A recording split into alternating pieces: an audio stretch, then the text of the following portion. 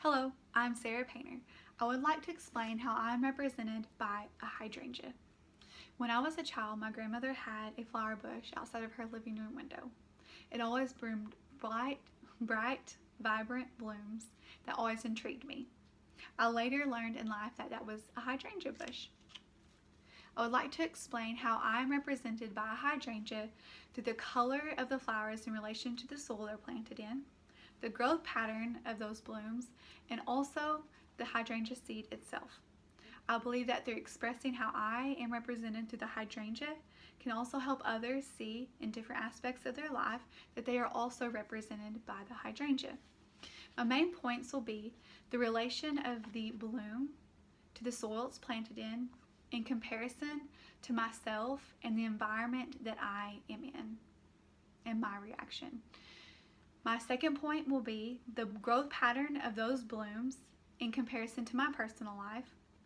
And then lastly would be the hydrangea seed itself and what it means to me. Hydrangeas react to the pH level in soils, changing the colors of the flowers. Just as hydrangeas change colors in different soils that they're planted in, I have also been a lot of different colors of blooms in my life, depending upon the soil that I am planted in.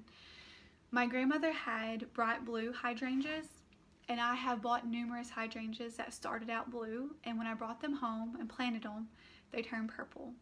I later learned that that's because the pH levels in the soil were different. I've learned that when I have a certain outcome in life that I would like, I need to know the type of soil that I need to be planted in to obtain that outcome. I believe that God has desired for me to produce a certain color bloom. And for me to produce that bloom, I have to be very specific about the soil that I'm planting in, and also the things that are entering into the soil that I'm planting in. Hydrangeas bloom in almost like a circular pattern with larger flowers on the outside and smaller flowers on the more central portion of the hydrangea. I feel that the larger flowers reflect those areas of my life that are on the forefront that people see most. It could be certain aspects of my personality, my job, or even my beliefs. I feel that the central flowers represent the more inner person of myself, the hidden person, the more intimate areas of my life.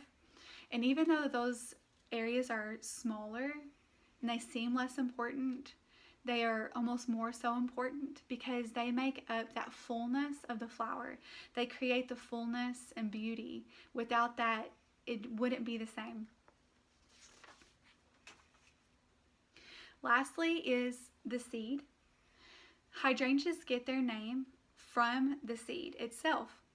In Greek, hydrangea is made up of two different words: hydros, which is water, and then angios, which is jar or vessel.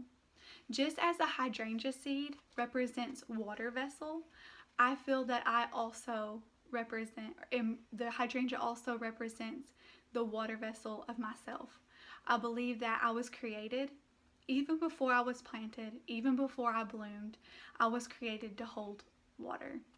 That water is that living water of Jesus that I believe that I was created to hold for myself and then also for others. In conclusion, I feel that the hydrangea represents me most because of the flower reacting to the soil that it's planted in, as do I and others.